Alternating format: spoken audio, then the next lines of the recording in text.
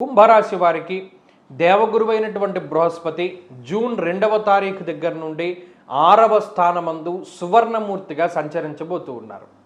ఇక్కడ 6వ స్థానము శత్రుస్థానము, రోగస్థానము, రుణస్థానము అన్నారు. ముఖ్యంగా ఇక్కడ ఏం చేస్తుంది? 6వ స్థానంలో ఉండేటువంటి గురువు కొంత ఇబ్బంది పెట్టేటువంటి అవకాశం ఉంటుంది. ఏ విధంగానూ 5వ స్థానంలో ఉండేటువంటి గురువు ఏ ఫలితాన్ని ఇచ్చారు? అర్ధలాభం, తదైశ్వర్యం, స్వకర్మ రతిహర్షితం అన్నారు. అంటే ఆయన చాలా మంచి శుభ ఫలితాన్ని ఇచ్చారు. ఇక్కడ 6వ స్థానమందు స్వజనైర్దూషణం చైవ షష్ఠస్థానగతే గురువు అన్నారు.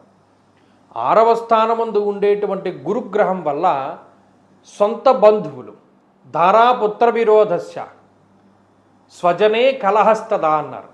ఇక్కడ ఒక విషయాన్ని దృష్టిలో పెట్టుకోవాలి. 6వ స్థానం శత్రుస్థానమే, రుణస్థానమే, రోగస్థానమే అయినప్పుడు గురు దృష్టి ఎక్కడ పడుతుంది? 12 మీద పడుతుంది, 3 మీద పడుతూ ఉంటుంది, అలాగే 9వ స్థానం మీద పడుతూ ఉంటుంది ఈ గోచారంలో. అప్పుడు ఏమవుతుంది?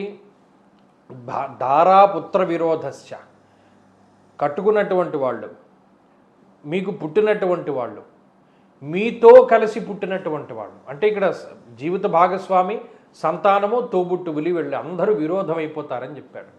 మీ ఆత్మబంధువులు, మీ స్వజనులు, మీ మిత్రులు, మీ సన్నిహితులు ఎవరైతే ఉన్నారో వారితోటి తగువులు వస్తాయని చెప్పాడు.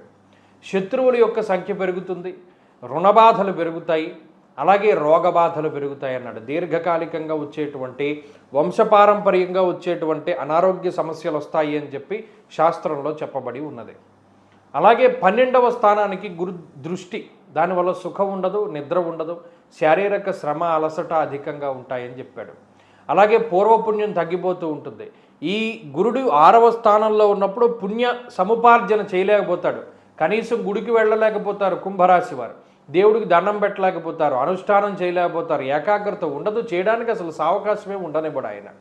కాబట్టి ఇక్కడ ఏలినాటి శని కూడా కొంత విపరీతంగా ఉన్నప్పుడు, జన్మ రాహు ఉన్నప్పుడు, గురుబలం లేనప్పుడు, 3 దీర్ఘ సంచార గ్రహాలు వ్యతిరేకంగా ఉన్నప్పుడు అరటిపండు తిన్నా పన్నిరిగిపోతుందని చెప్పారు.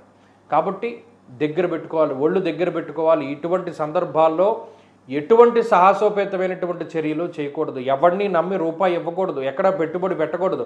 మీ దగ్గర బాగా డబ్బు ఎక్కువైపోతే దాన్ని ప్రాపర్ ఇన్వెస్ట్మెంట్ చేసుకోవాలి, లేకపోతే మీ డబ్బు అలాగే అకౌంట్లో ఉంచేసుకోవాలి తప్పితే ఏది చేయకూడదు. ఏం చేసినా కలిసి రాదు.